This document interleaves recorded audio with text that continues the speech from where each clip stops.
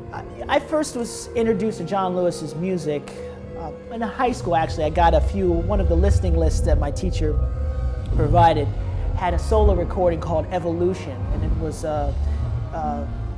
was made later on in John's life, toward the end of his life, in fact.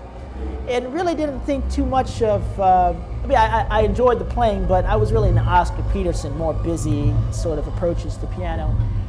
And heard a little bit of the Modern Jazz Quartet, liked it, but didn't really seriously study it until much later when Lawrence Schoenberg, who's the director of the National Jazz Museum in Harlem, he was my jazz history teacher, and he told me, I don't know, I was a sophomore in high school, college rather, sophomore in college. He said, you know, I think I'd like you to do some work if you can for Mariana Lewis. It's John Lewis's widow. I said, oh, okay, that might be interesting. And over the course of the next year or so, maybe a little bit more than a year, I had the opportunity of archiving and organizing all the manuscripts, the tapes, scores, parts, everything you can think of in John Lewis's archive. And that's when I think found my passion for his music, and the fact that he was so passionate about classical music, but was very much rooted in the jazz tradition. I mean, what he did was jazz. I mean, he played with Charlie Parker, he played with Dizzy. I mean, that kind of melding of the two really interests me, I have to say. So I continued, after working for Mrs. Lewis, I continued to study it, and I had the opportunity to present some of his music on a number of occasions.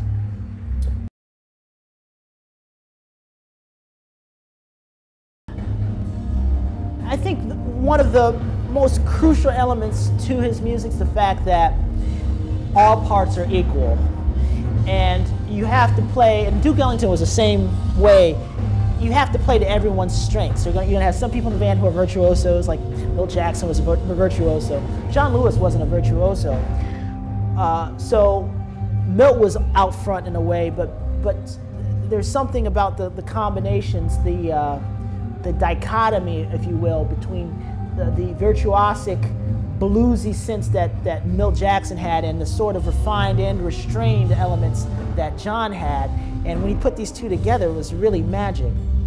And so I think from his music, you know, it's not necessarily about being a jazz star. It's about presenting an ensemble in a very clear fashion that can potently convey a message that goes beyond just featuring one person.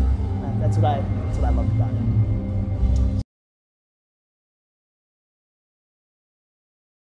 I didn't know any of them. I never got a chance to meet them, but the stories I hear is everyone in that band had a very unique demeanor.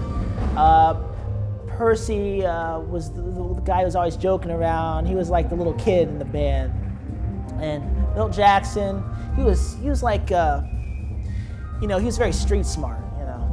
And John was the very, like, you know, refined, sophisticated. I think somebody described him as Victorian.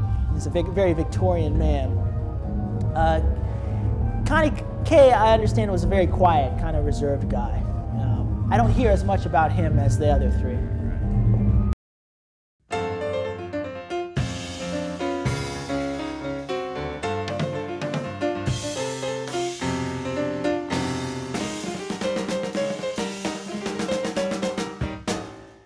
Hi, my name is Aaron Diehl. For this interview and more, check out jazztimes.com.